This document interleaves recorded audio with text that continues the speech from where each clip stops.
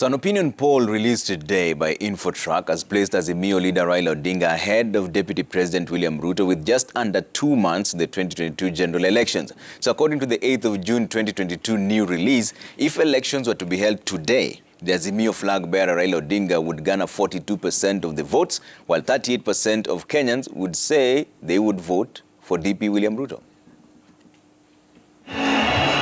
2 days after launching his manifesto, INFOTRAK has released an opinion poll that placed Azimio presidential candidate ahead of the pack. In the survey conducted in all the 290 constituencies among 9,000 respondents, Raila maintained 42% of the votes, which translates to 9.3 million votes, while Ruto has dipped from 42 to 38% of the votes, which translates to 8.4 million votes.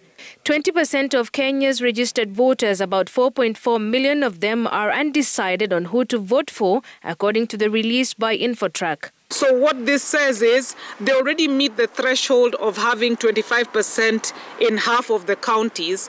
What none of them is meeting right now is the 50+1. Okay?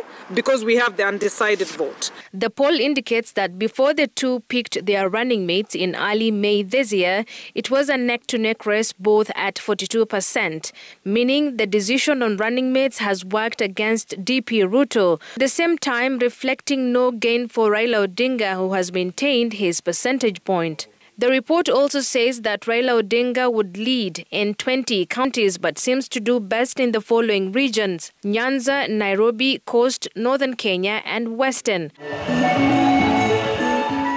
Raila would have a 25% popularity in 37 out of 47 counties.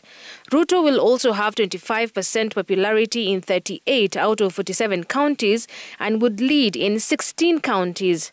His stronghold regions being South Rift, North Rift and Mount Kenya. 11 counties remain undecided and are up for grabs for the 50+1 threshold to be attained.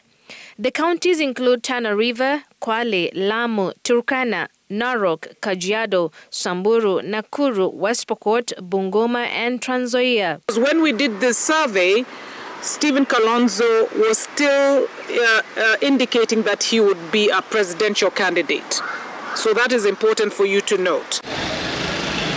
The topmost issue of concern for 53% of Kenyans is the high cost of living. 49% of Kenyans are concerned about the issue of poor infrastructure in terms of roads and transport addressed. 44% of Kenyans want unemployment to be addressed, while others want the challenge of access to clean water and health care be dealt with first.